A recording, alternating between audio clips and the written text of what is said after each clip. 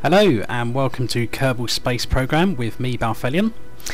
Kerbal Space Program is a indie game that basically puts you in charge of your own space program, like NASA, but just without the lawsuits that's going to come from when you get your astronauts killed, which as you'll see I like doing a lot. I do like doing it, but it tends to just happen anyway. But let's show you how this game works. As you can see, we're on the moon at the minute, which is spelled M-U-N, not moon with two O's. Because all the planets, although they kind of relate to the real solar system, they've got their own names and stuff. But I don't have an existing game because I've just updated to the latest version, which is 0.18.2, which you can see in the bottom right of the screen. So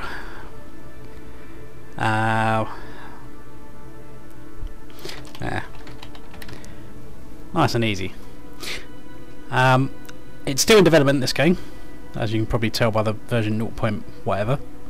So there's only a sandbox mode at the moment, but there is going to be a career mode where you can do missions, earn money, lose money, and have more consequences to your actions. But at the minute it's just sandbox, so we're going to get started. And this is our space facility, with loads of birds, which hopefully aren't too loud for you guys. But we've got 4 buildings at the moment. We've got the vehicle assembly building, which is where we build rockets. We have the spaceplane hangar, which is where we build the space planes, which I absolutely suck at, which you'll see at some point. The launch pad, well obviously we launch stuff, and then we have tracking station, where we can see various missions in progress and whatnot. But if we open that, there we go. There's the our planet, which is called Kerbin. It's the Earth substitute. But in orbit of Kerbin we have the moon, which is the moon substitute. And a bit further out than that, at a slightly wonky orbit, is the second moon of Kerbin, which is called Minmus.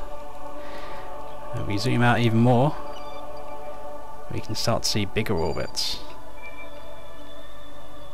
Ta-da! So we've got the sun called Kerbal.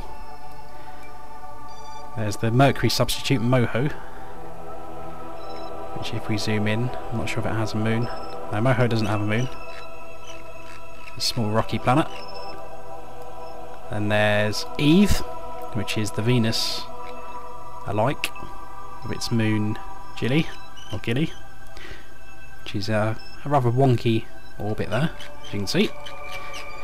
The third planet is Kerbin. Then you have Dres, which is the Mars-alike. Actually no, it's not the Mars-alike, it's just a planet between Kerbin and the Mars-alike. That was added in the newest one, I think. Or am I on crack? No, I'm not on crack. Duna is the Mars-alike. That's between Mars and the Jupiter. I skipped one, the red one. We zoom in. Yeah, this one's got some funny ice caps, which looks a bit weird. And a nice little rocky moon called Ike. Then you've got Dres, which is a newly added kind of asteroidy planetoid. And you can probably hear me furiously scrolling in and out here. We've got Jewel, which is the huge gas giant, which has an absolute arse ton of moons. Yes, 5. I thought we only had 4. But yeah, good luck me ever getting anywhere near over that. But who knows. And finally, there is Ilu, which is I don't know if it's meant to be like a Neptune or Pluto-like. I think it's meant to be possibly Pluto. It's quite a smallish one. But as you can see, it does actually come inside Jules orbit. But enough of having a look at that. Let's get around to building some rockets and failing at launching rockets and killing some astronauts, because it's what I do best. But now in the vehicle assembly building, and smooth jazz has been deployed. But we have loads of different parts to build our rockets from. So first off, we have to choose a command module. So let's keep it simple. Let's go for a one-man module. Command pod Mark 1. So you can see, there it is. Nothing particularly special. This is our hatch where our guy gets out. There's a small bit of ladder there as well. But, first thing you will always need is a parachute. Otherwise, you're not going to land safely, and it's all going to go horribly wrong. So we need to find the utility. There should be a Mark 16 parachute. There we go, that fits. Just drag and drop your bits and they will automatically snap into place if there's something you can go on.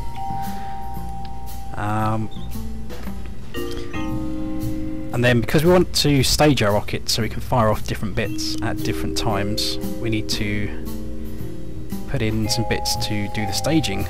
So under structural, I'm going to have that one, stacked coupler. Yeah, that's the one. And as you can see in the bottom right, we're actually getting the stages building automatically now. But next bit, what we're going to have under there? Well, we're going to need some fuel for our rockets. So, actually, yeah, first thing, we're going to need to put some computers on here.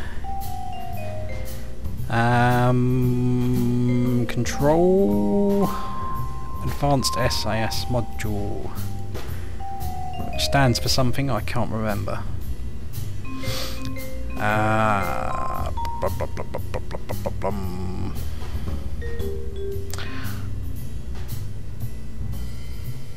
Stability Augmentation System, or the Sickness Avoidance Solution if you prefer. But that's kind of a bit like autopilot. It can just mean we can tell the rocket to carry on going in the direction it's currently locked in to fly at, so we don't have to manually do minor course corrections to stop ourselves falling out the sky or crashing. Always want to have at least one of those on your rocket, and the best place for at least one of those is just below your crew capsule stage. So it's the last point before you detach to land, basically. And then we're going to have some fuel tanks, so let's go with some bog standard FLT400 fuel tanks. And then we're going to need an engine. So we need to find one that fits, and I believe that should. Cool, that one does. And I'm going to have but make it a multi-part rocket, so going to have to stage again. So let's get another structural, put a decoupler in there, and that will cover up our rocket, nice and smooth. And then yeah, let's go for a three-way rocket. So we're going to have this thing, which is a stack tricoupler, which basically converts one bit into 3 bits. So then we can have more rocket parts. So again, we're going to go with the fuel tanks, but to save ourselves some time, instead of having to do one per each thing, down the bottom here we have symmetry mode. So if we bump that up to 3, it will automatically put in 3 of them for us based on our axis of symmetry, which is the centre of the rocket. So let's stick how many should we go? Let's go with 3. Don't want to make the rocket too heavy. But yeah, you can apply quite a bit of maths to this to work out, you know, how much thrust to weight ratios and stuff you need, but I absolutely suck at maths. So you can probably find on YouTube some people who are better suited to teaching that kind of stuff. But if you like things failing and exploding, then you're in the right place. But let's have some more of these engines, like so. And what rocket would it be without some liquid fuel boosters of doom? So structural again, and this time we're going to go for a radial decoupler. So instead of being a round one that goes vertically, we're going to have these going on the sides, but again we're going to have the symmetry on, so it's going to put one on each of these sections. I'm also going to turn on angle snap just so it locks in places, so it's a bit easier to make it symmetrical. And that looks like the middle of the rocket, so let's go there. And on propulsion we're going to go with is that excessive? It probably is excessive, but what the hell. So rockets can actually overheat, so we want to try and not put the exhaust of these rockets on another part of the rocket, otherwise it would explode, and you know, we have to break the news to our astronauts, wives and children, that you know their husband and father is not going to come back, and it'll be all our fault, and sadness will ensue. But yeah, that looks good to me. So what else can we do to this basic rocket design? Well, we can make it a bit more aerodynamic on the aerodynamic tab. We can add some nose cones onto those, like so. And lastly, I think actually not lastly, but we shall, how are we going to do this? We can try and work out what 90 degrees is going to be. Possibly that. If we line that up just below that ridge, this may not even work.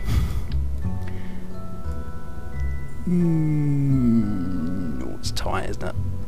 But have a little launch platform just to go for a rocket. I can actually move that down a bit because it's quite high off the ground. But there we go. Actually a bit more. Make this rocket launch look a bit more professional. And also we're going to want some aerodynamics and winglets, which is just lets us steer aerodynamically.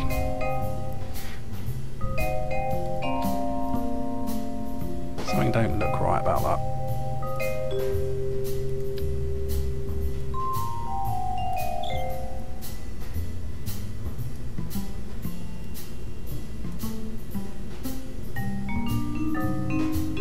Something is wrong. Yeah, that isn't straight. Okay, right. Let's budge that round.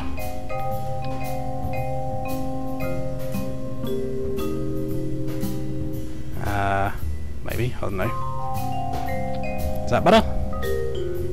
No, now we're wonky on the other side.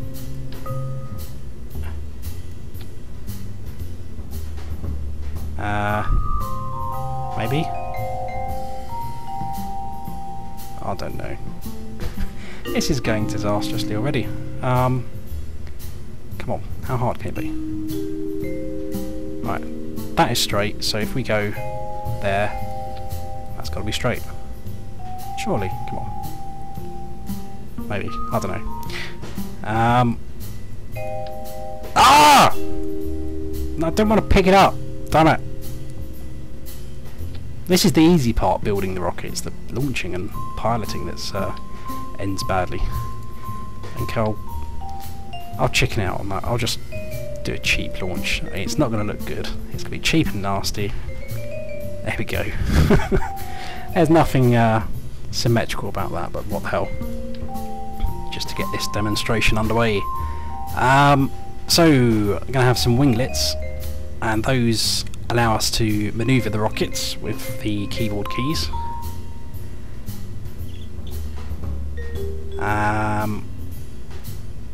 Do we need some up there? No. We can also have little thrusters as well to help us steer us in space, but I'm not even sure if this one will get to space. This is just an absolute bare bones rocket. But you can see on the right hand side we have the different stages, and we activate stages when we launch by pressing the space bar. So we'll start with stage 6, and it will go one stage at a time every time we press space bar and activate all the necessary bits and pieces. So what is this telling us at the moment? Well, it's telling us these 3 bits, which are the boosters, will fire at the start. The second time we press spacebar, 3 decouplers, which are attaching our rocket boosters. If you can see, there's a slight green highlighting going on when I mouse over these. But they will decouple next. We'll just have those decouple on their own before firing the next engines, in case there's going to be an unfortunate accident, which can sometimes happen. So just make sure we're clear of those. Stage 4, we're going to ignite our 3 main engines. We do not want those firing then. We want those firing. These are our landing crane stabilizer things. We want those to detach at the same time we fire the boosters. But yeah, so stage 4 is just ignite the main engines. Stage 3 will be decouple the triple section. Stage 2 will be fire the single engine rocket. Stage 1 will be decouple the command module, and stage 0 will be launch the parachute. So we're not going to name this because it's probably going to end badly anyway. So we're going to click the launch button in the top right now, and it can lag a little bit while it loads, especially if you've got a really large rocket.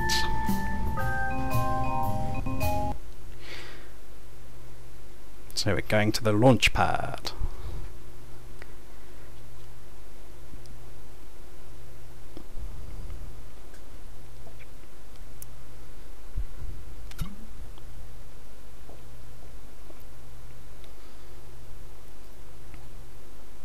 And that took a bit while. So our astronaut today is John Gell Kerman. He looks a bit distressed. Oh, he's calmed down now. But it's probably the bad time to tell John Gell that I have been having a few beers today. But it'll be fine, I'm sure. But so this is the launch pad. We're not going to hit the launch pad, which is good. That can be a problem if you've built a larger rocket. It's a nice sunny day. It's a good day to die. But so what are we going to do? Well, first off, we can use space and shift and control to change our throttle down there. We're going to have that on full throttle just to start, although the only rockets firing at the start will be our solid fuel boosters, which don't have any throttle. It's just maximum thrust from the start. But it means when we do activate our 3 main engines, we'll be firing them at full, and we can adjust that as needed. So leave that up there, and we're going to press T to activate the SAS system, which basically means our winglets, as you can see, they're slightly moving at the moment, just to account for any wind that's going on. But it's just going to ensure that we go straight upwards, and these things will try and adjust our course as needed, as opposed to we get blown off course and then we have to manually try and steer and it just goes all tits up. So without any further ado, let's get out to a nice shot, and we're going to launch in 10, 9, 8, 7, 6, 5, 4, 3, 2, 1, Godspeed! Oh, what have we done? Uh-oh. Houston, we have a problem. We don't seem to have detached one of our cranes.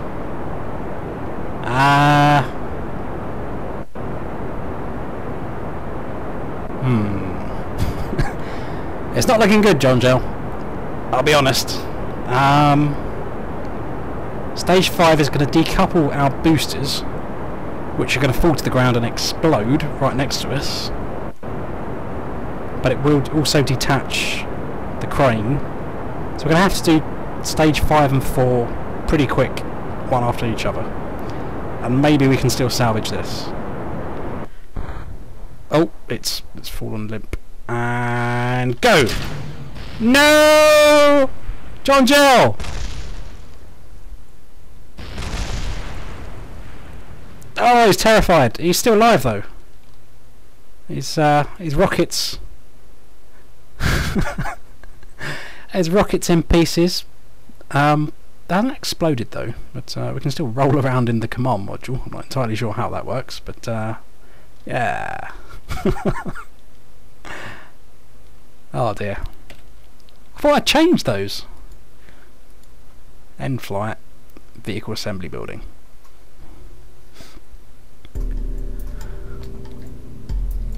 Oh, the quality assurance people didn't go over this and fix this problem. Okay, let's try that again. That's the only issue with the staging, isn't it? Looks good. Right.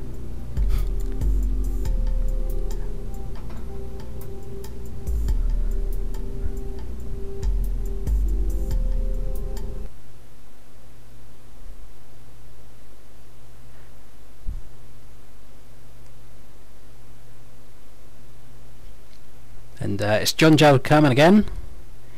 And after the distress he was in last time, he's not too happy then, but he's calmed down again. He's willing to, you know, put up with my drunken mission commandering. And hopefully this time it'll work, but we were going to launch in 5, 4, 3, 2, 1, fire! Yes! We're off! We're going at a reasonable speed. You can see our relative velocity here, which is the relative to the surface at the moment. So we are slowly increasing. Down in the bottom left here you can see our solid fuel tanks and how much fuel they've got in there. Our stabilisation system is going a bit crazy. As you can see on the wings there, it's going a bit mad to control our roll, yaw and pitch to try and stabilise ourselves. Sometimes if you've got a bit too much stress on your pieces where they're trying to move around, it can fall apart and explode in midair, which is not good. As you can see, this is shoddy rocket design, but those are finished, so we're going to press spacebar, detach those, lovely, nice and smooth, and activate main engines, which have got no throttle. Quick, quick, quick. Engage. Maximum thrust. Good, good. We're recovering. 6,000 metres up here and climbing now. We've got a mission abort button. I haven't tried that yet. But, space is officially 70,000 metres, so we've got some distance to go. There's the moon over there. Hopefully we'll go there in a future episode.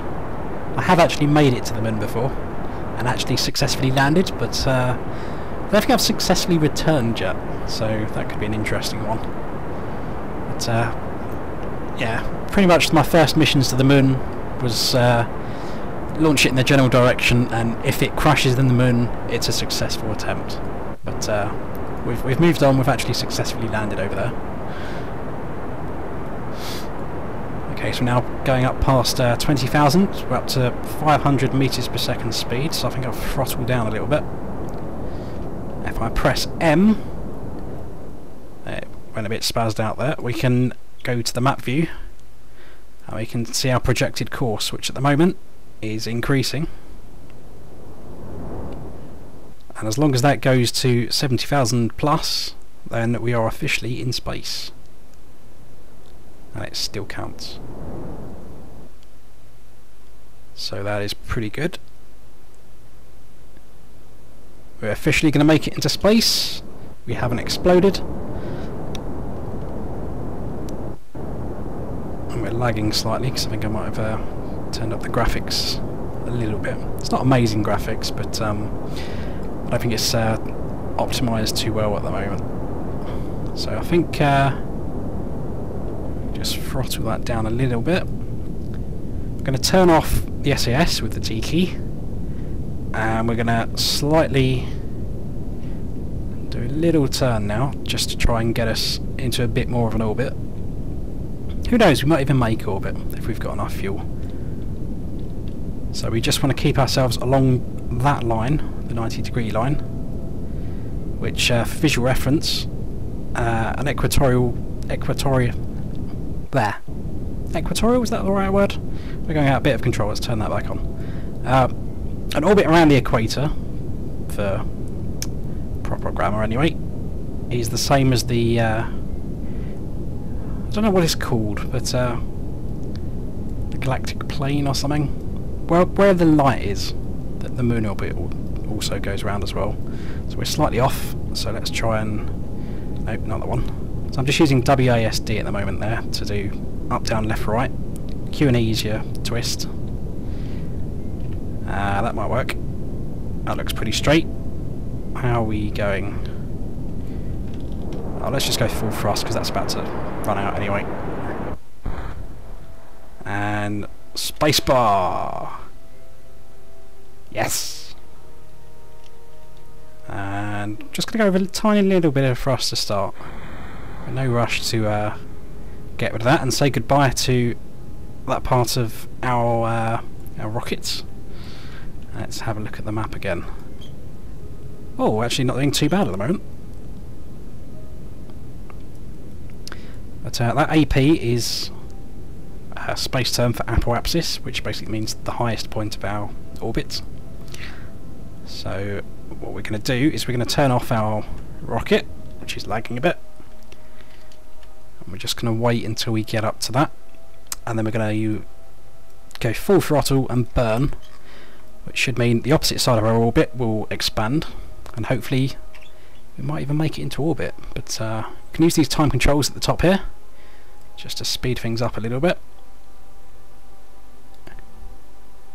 That is going quite fast actually. But what we're going to do is well, first off, that little yellow indicator is the direction we're currently travelling, and what we want to do is we gain some sort of control over our spacecraft. Would be a start.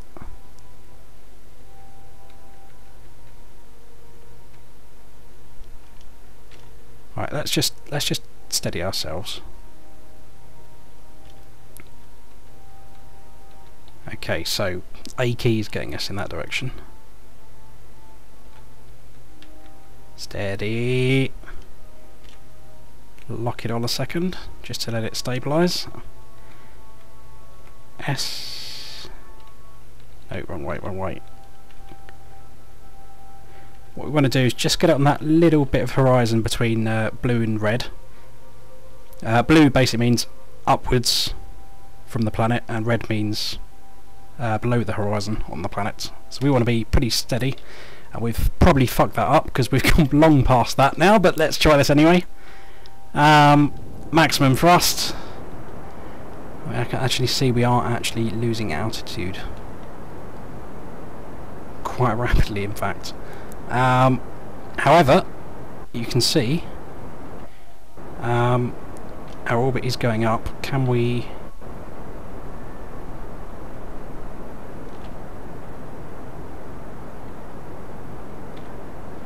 just give ourselves a little bit upwards on the horizon? That might help us a little bit. And it's looking good. You can see our orbit is expanding. I don't know how much fuel we're going to have, but yeah, that looks like it's going to go into orbit. I'll just slow it down for a second. We've now got the periapsis showing up, which is the lowest point of our orbit.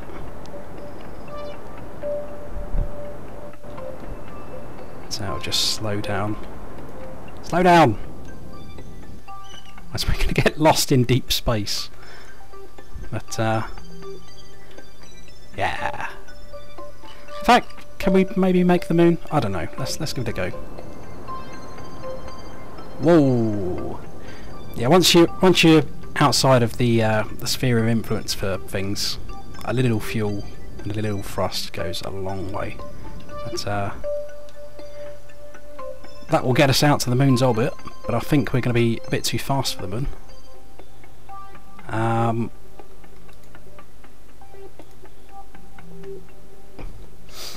still haven't exactly worked out how to do that targeting thing properly. Well, I probably shouldn't have done that. Oh god. Well, now I'm going to confuse myself. Whoa! Shit. I think we could have just gone into moon orbit, but we just overshot our limited opportunity. Let's flip around to the green indicator-y thing with the cross in the middle, more or less. That's the opposite to the direction we're travelling. So if we burn in that direction now, we're actually going to slowly bring our orbit back in.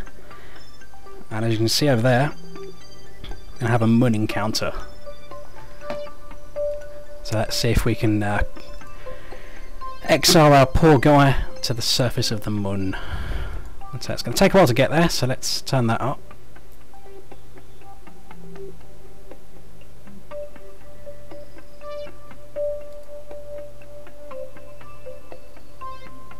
And the moon has caught us up. Whoa!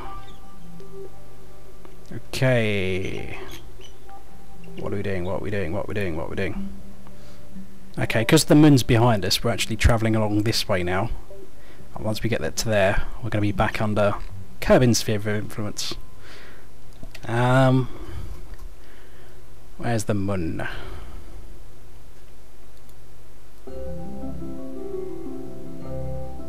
It should be somewhere in that cloud.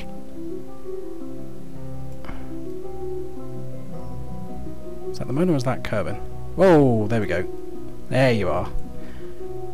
And I've lost you again. Well done. This is not the most effective way to try and do anything, but let's try and just lawn dart this thing.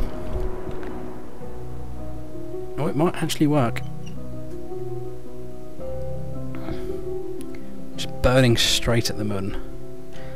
And we've run out of fuel, haven't we? Yep. Whoops. So we're going to get ourselves over to here. We're going to be out of the moon's orbit. We're going to be in Kerbin's orbit. Go flying off over here. Escape Kerbin. And God knows where. We're not throttled up. Don't have any thrust. Let's see. Where's he going? Okay, we now seem to be orbiting the sun. I think our poor guy is now lost in space. He's got no thrust, he's got no hope of survival. And our orbit's going a bit funny, that. So, sorry John Joe Kerman. But, well, I hope you packed some lunches. You are now screwed. But yeah, we can leave him flying around the sun while we build other rockets, but I think we'll leave that for another time. But we'll hit escape, and we will not end flight, because we want to leave him there for all eternity, floating through the bleak blackness of space. So back at the Space Center.